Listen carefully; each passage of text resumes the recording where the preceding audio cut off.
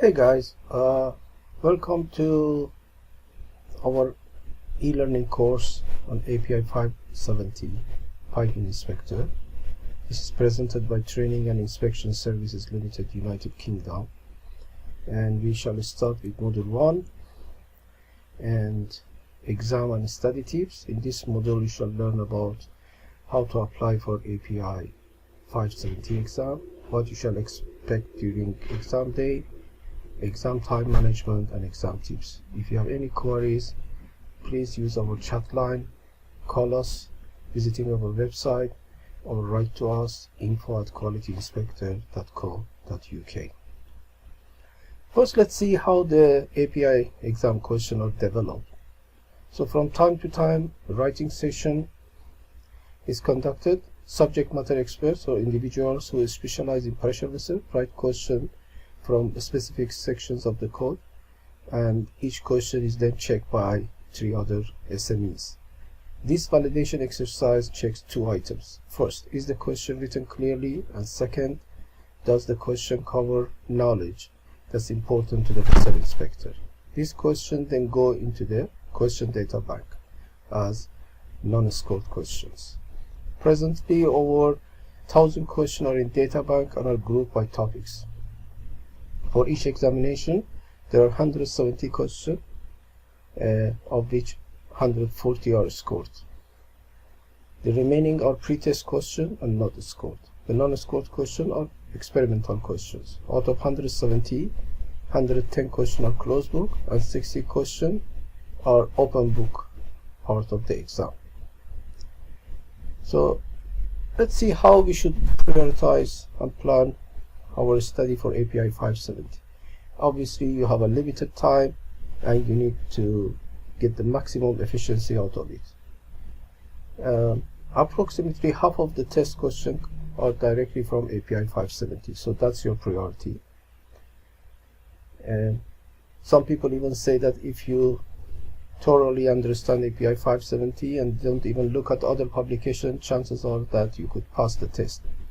We are not recommending this approach, but this just shows the importance of API 570 inspection code. There will be around 70 to 75 test questions directly from API 570, which is around 60 to 80 pages long. So an average of 1 question per page. The remaining 85-90 questions will come from some 2,000 pages from other documents. That's 1 question for every 20 pages. Okay, let's see how you have to invest your time. So it's better to have a focused and organized plan.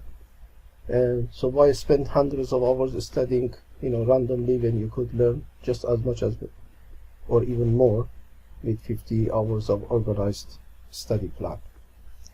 Our e-learning course helps you manage your time as well as focusing on key subjects in an organized and effective manner. You can go through our e-learning course over, say, 12 weeks period with 6 to 8 hours of study each week. This plan will allow you to study at a steady pace, whenever you want, wherever you want, even with your mobile phone. Do not wait and cram the week prior to the exam. You may still be lucky to pass the test, but you will soon forget what little you have learned. So this e-learning course treat it as not only passing the exam, but also increasing your inspection knowledge and skills. So we hope you make the most of it. Let's see how the questions are selected. The examination have 2 parts, open book and closed book. The closed book include questions that the inspector is normally expected to know without referring to the codes. So these questions are awareness level questions or practical questions. They are very definitive and in a very quantitative statement or fact. So that's what you should expect. They are like specific do's and don'ts, important quantified statements, important definition, well-known inspection principles, or closed book question.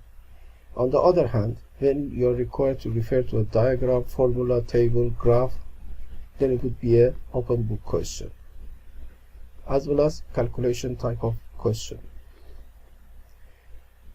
The other open book question are those statements which are not short and crisp. A large paragraph, several descriptive statements clubbed together will normally be in open book part. Here you are not expected to remember the information, but should know where to find it in the body of the code. So, in a nutshell, the question asked in closed book part are straightforward, directly from the code, without much of modification, therefore easy to answer as long as you remember them. Pay special attention to figures, charts, and table footnotes to see the trends.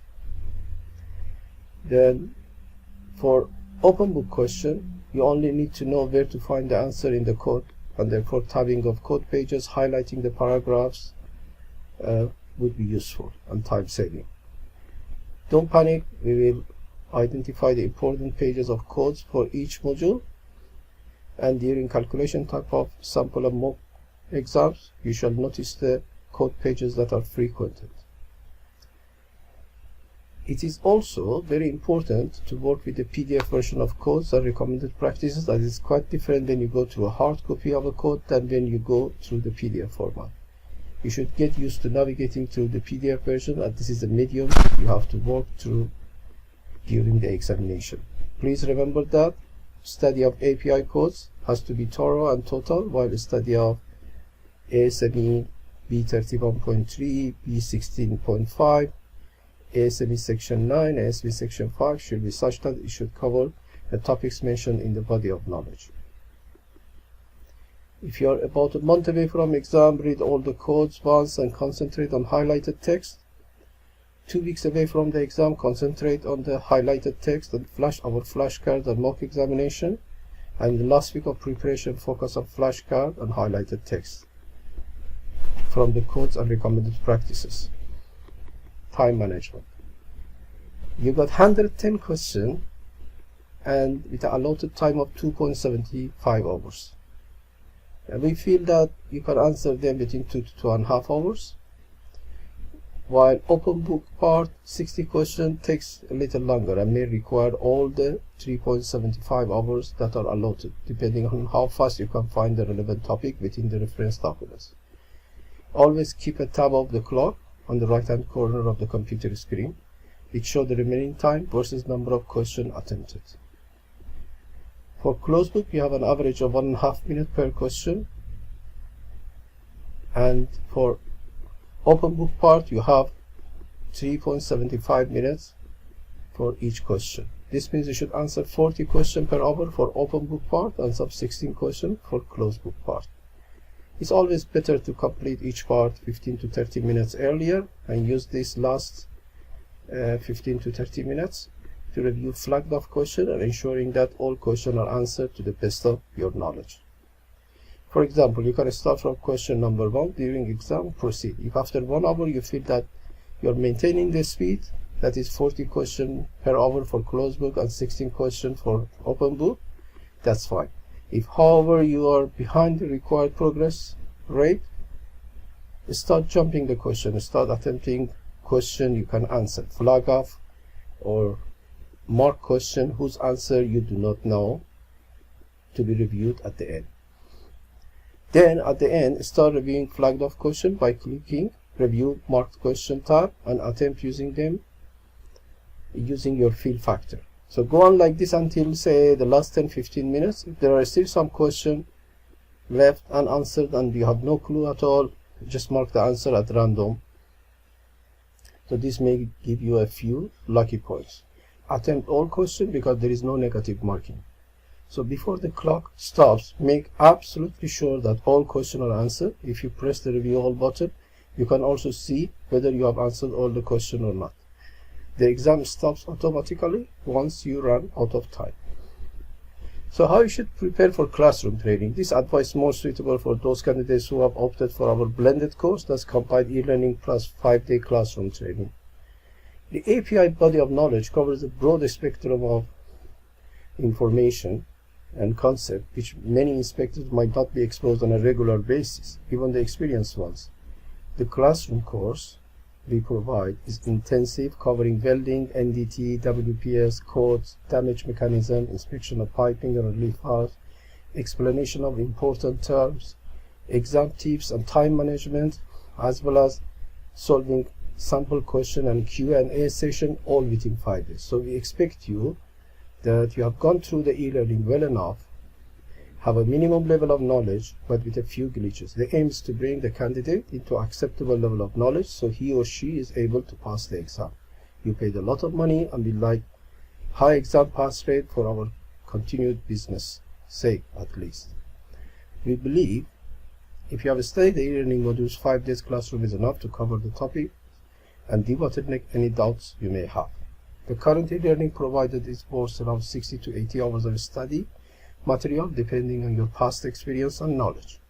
Solving the mock question exam can take another 20 hours. Analyze the area of knowledge you are already competent and then make a list of your weak areas. As long as your weak areas are not part of the high percentage exam question segment, you are safe. Otherwise, you need to build up your strength on those areas to an acceptable level. We have designed the mock question in such a way to complement your knowledge and in line with actual exam question. When solving the mock or sample review questions, you need to understand the underlying reason behind the right answer and also try to understand why other answers are wrong.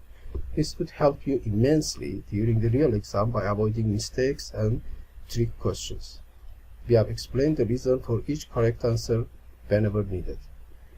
Study the e-learning regularly. Do not leave it until the day before the class and then cram for hours. It rarely works.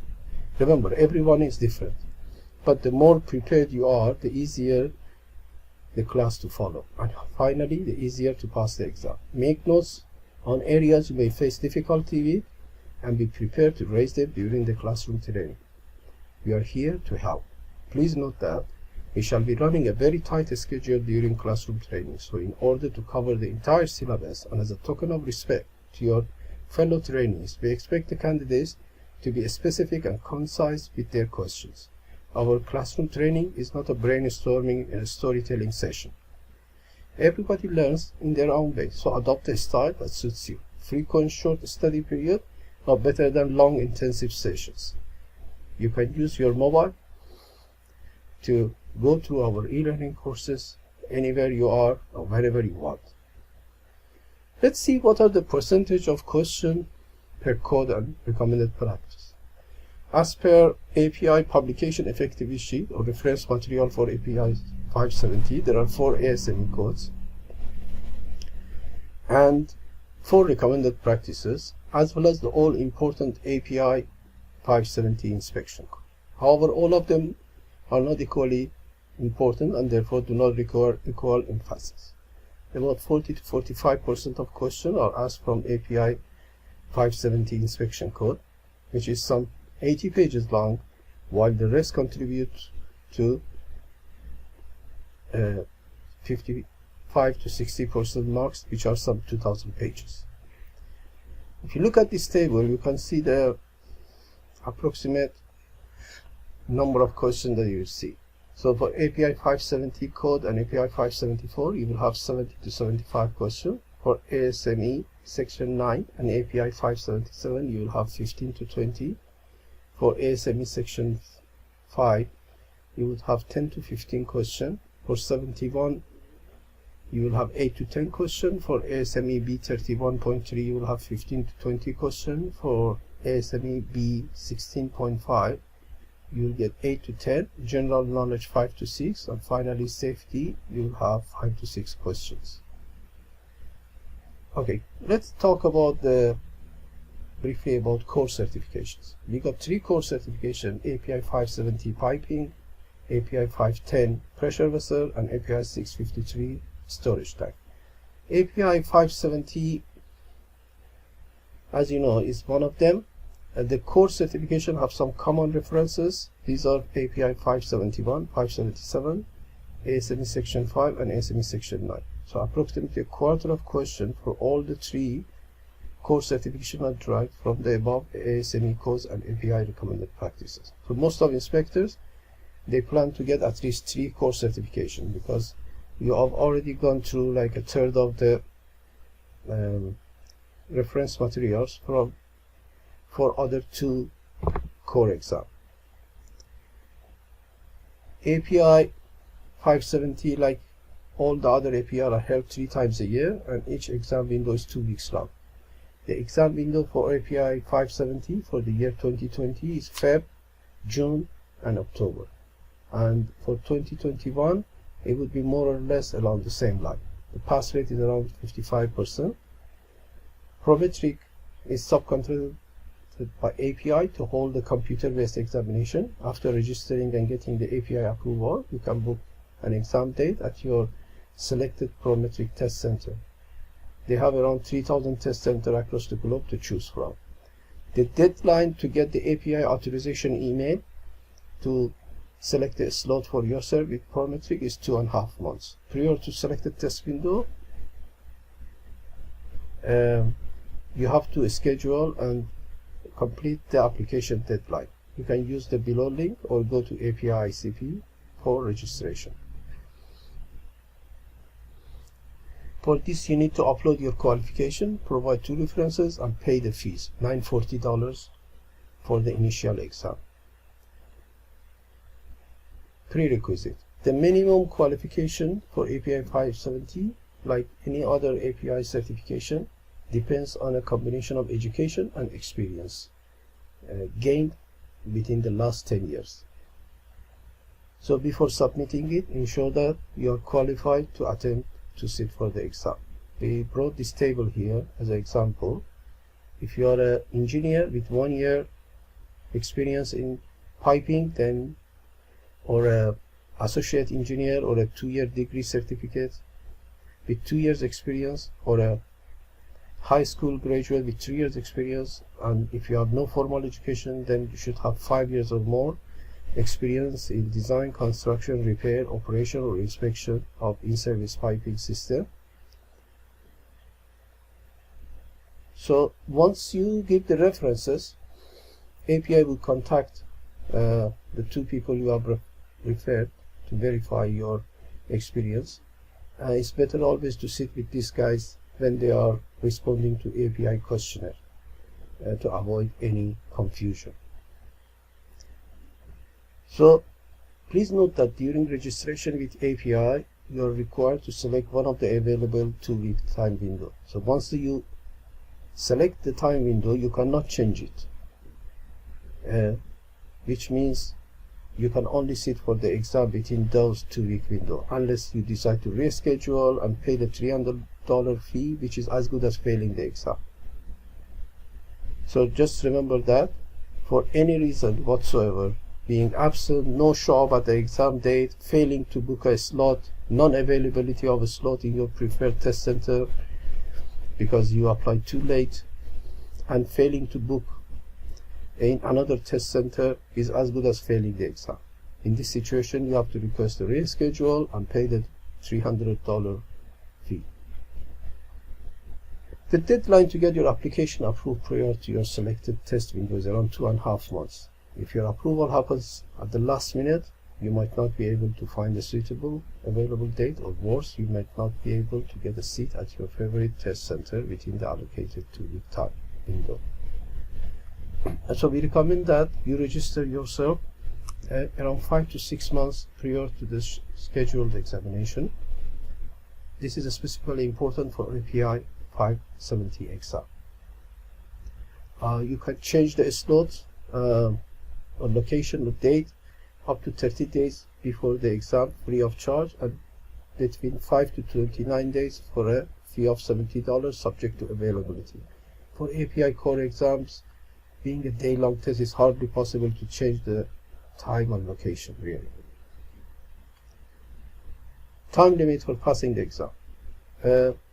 From the time you attended the first time the exam, you have 12 consecutive months or 1 year to pass it. So this means you can attempt an exam for a maximum of 4 consecutive times. If you do not pass, then you have to apply all over again and pay the full fee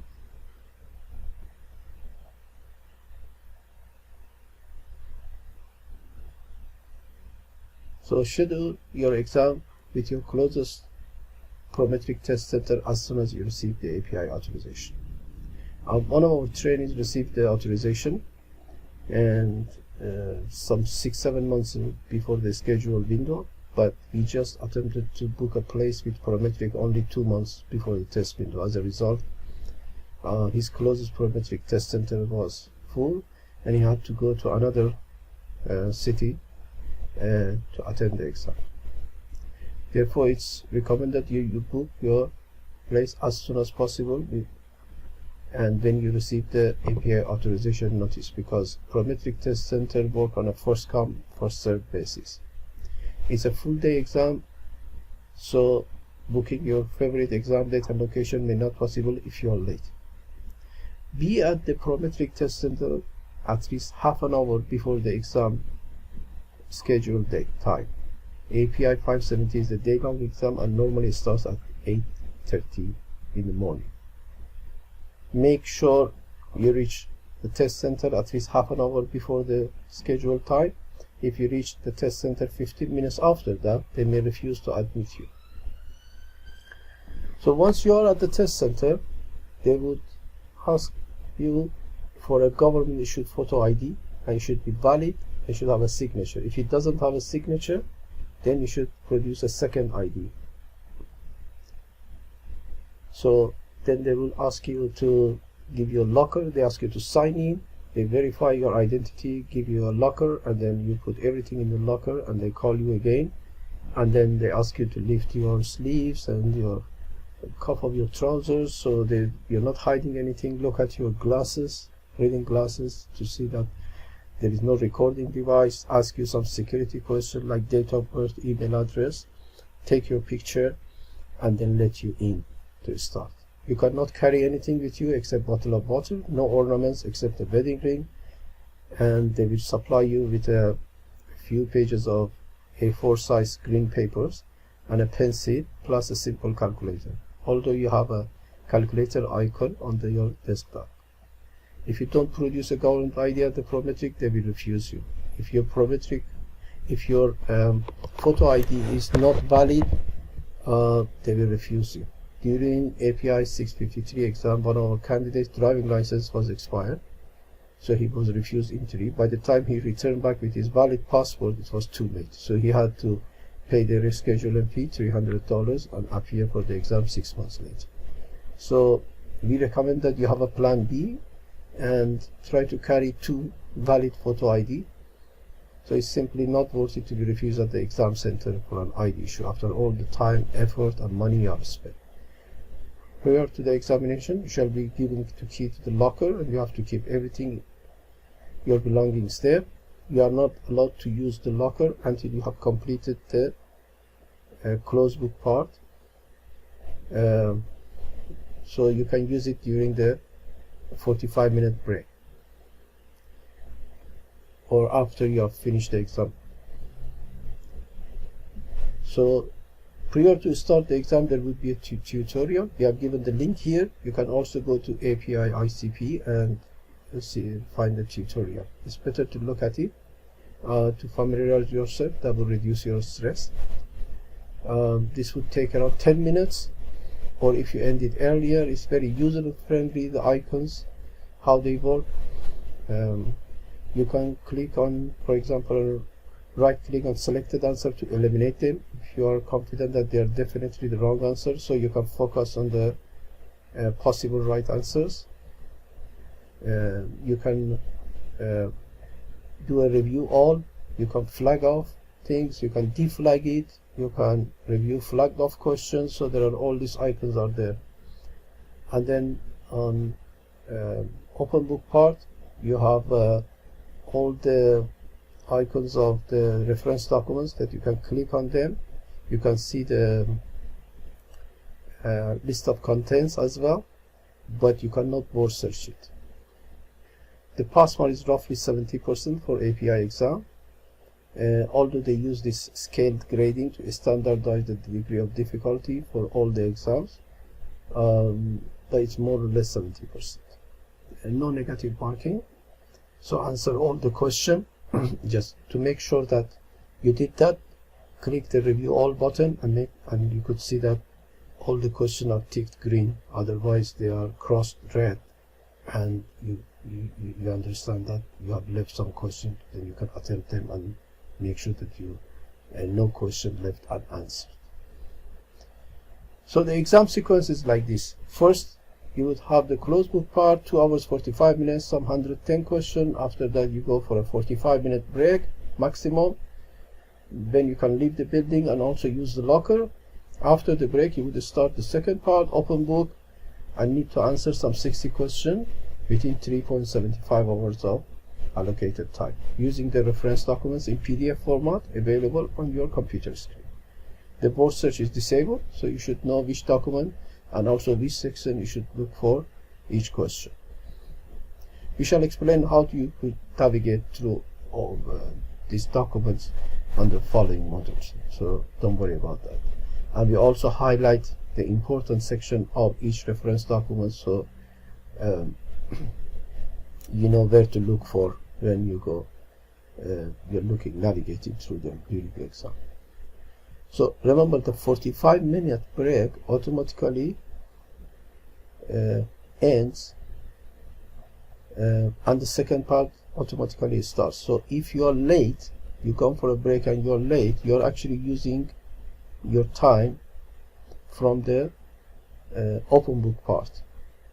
So during API 570 exam, actually one of our candidates went for a lunch and he was lost, so he returned half an hour later than that 45-minute break. So by the time he started the second part of the exam, he was already some 30 minutes short of the allocated time, because after the 45-minute break it starts, or if you started earlier, or when the 45-minute break finishes, the second part or closed book starts. Some tips on time management during exam.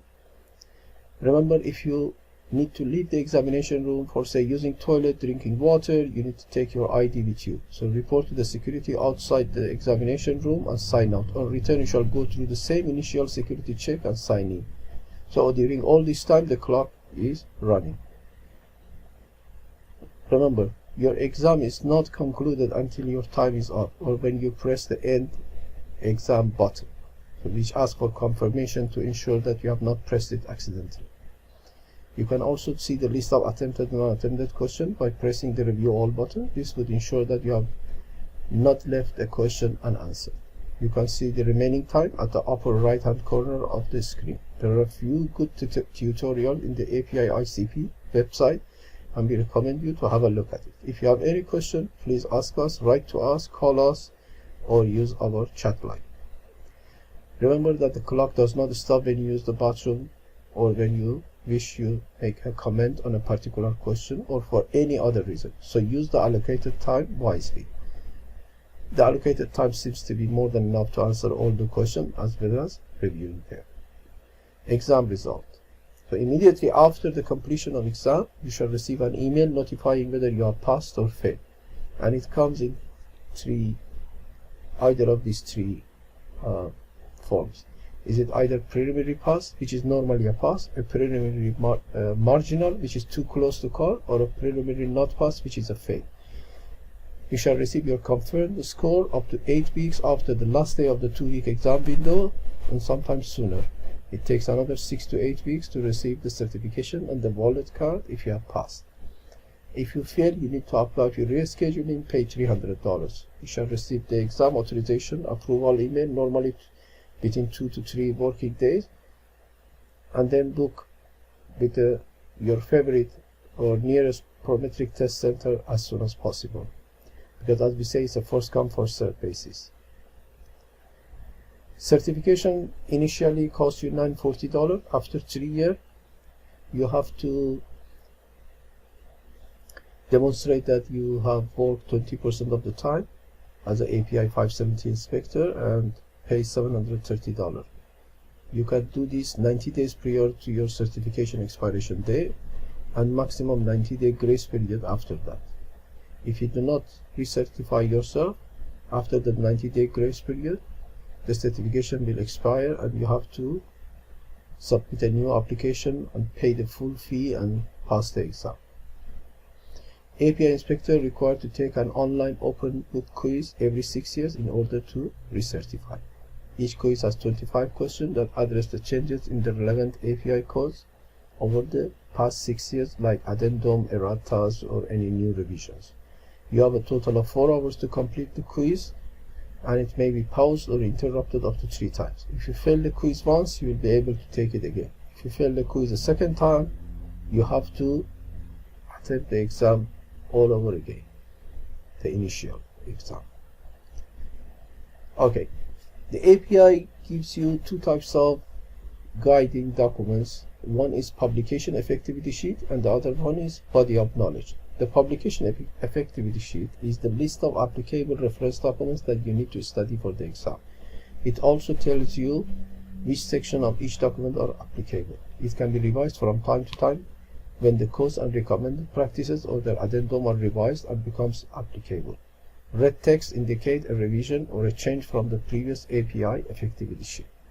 Body of knowledge also lists the reference documents and recommended practices without revision number, but elaborates on topics that the pressure vessel inspector needs to know, giving example.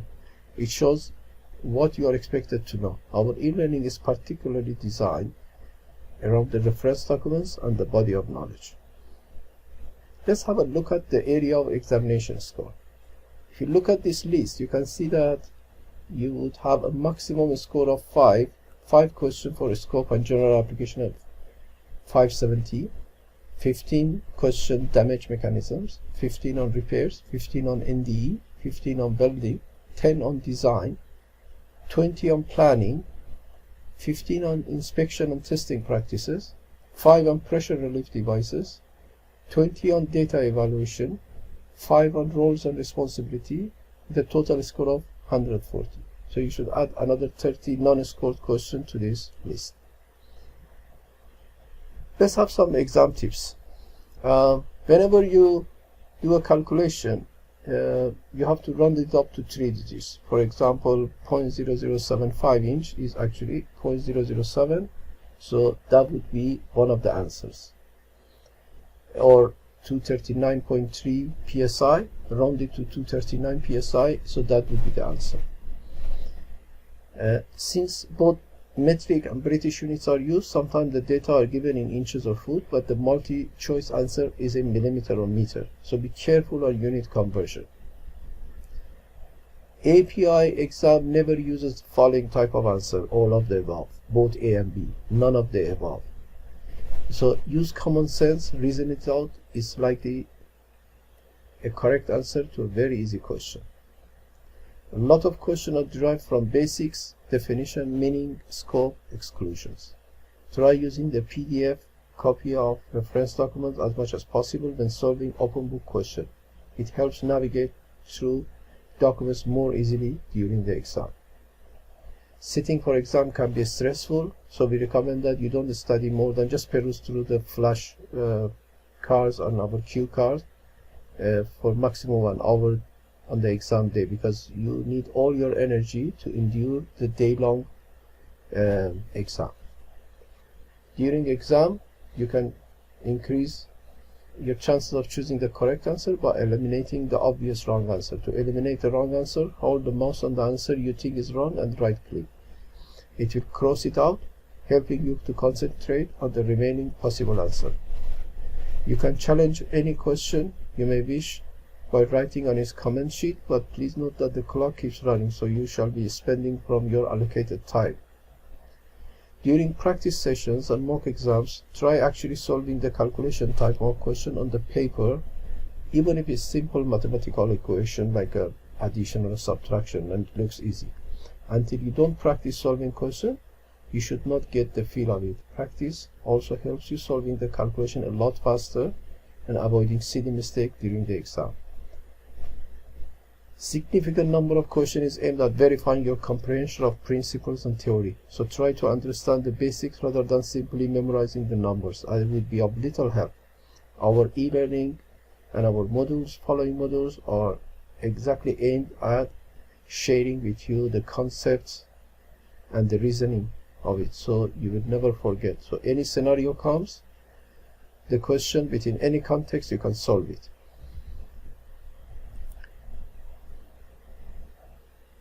Some questions include irrelevant information that might look confusing. API wants to verify that you can differentiate between relevant and irrelevant information. The trick is to understand the question, what is wanted, and then look at the relevant formula to find out what information is required to calculate the answer. Make a quick list of known and unknown parameters, dismissing the irrelevant information, then simply use the formula to solve the equation.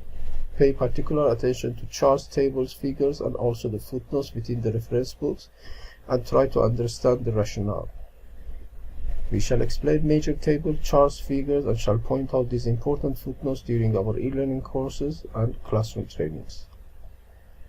During open book examination, if you don't find the topic within a code, look at the table of content, the list of figures, the list of tables. If you still can't find it within a minute or so, then flag it off, make a note of question number on the paper, and go to the next question. There is high chance of encountering the topic when you're looking for the other topics on subsequent question, in which case you can go back to the flagged off question and solve it within seconds. We'll give you more exam tips on this. So this is end of module 1, API 570 exam and study tips. Thank you for listening.